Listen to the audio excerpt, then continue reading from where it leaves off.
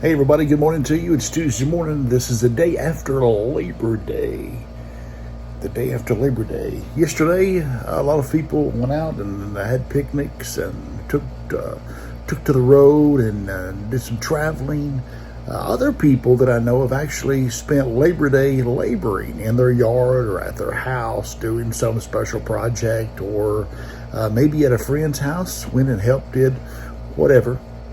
And so yesterday, for some people, it's not a day off, but it was a day of labor.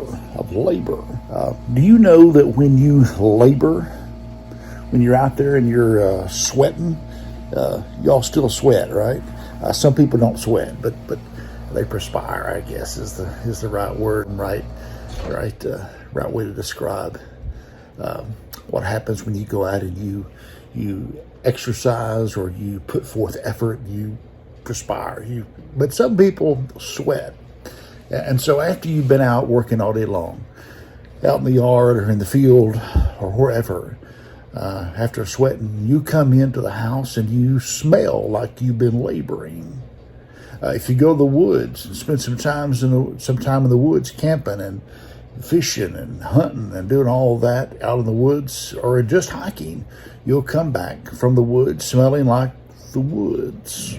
Yesterday, for supper, we went to a Mexican restaurant, and there in that Mexican restaurant, there's fajitas and there's everything else they got going on. And as you know, often when you leave a Mexican restaurant, you smell like a Mexican restaurant because you pick up the odor, the aroma of what was there in the restaurant, what was happening in the restaurant. If somebody near you had fajitas and that's absorbed into your clothes, you smell like where you've been. You smell like where you've been, what you've been doing. That's what you smell like. I wonder today, on this Tuesday, what do you smell like?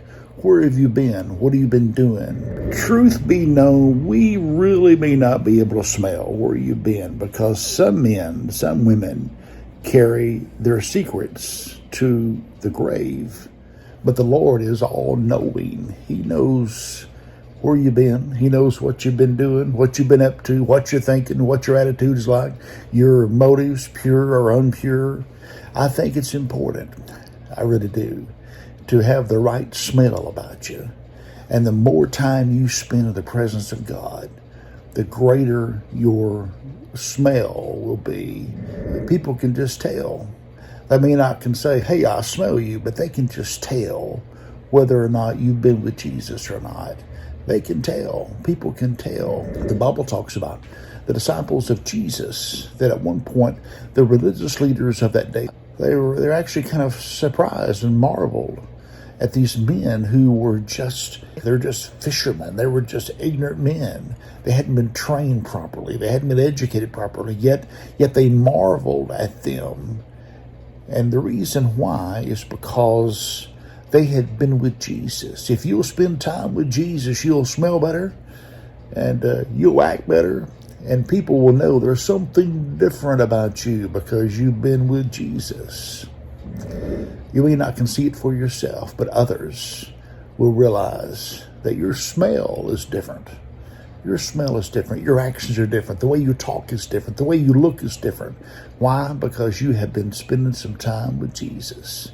And you cannot spend time with Jesus without being changed. And Jesus always changes you for the better. That's right. So if you want to be changed, if you want to be transformed, if you want your life turned around, spend time with Jesus. Spend some time in his presence. God bless you, my friend. Thank you today for watching Coffee with the Pastor. I hope you have a wonderful Tuesday.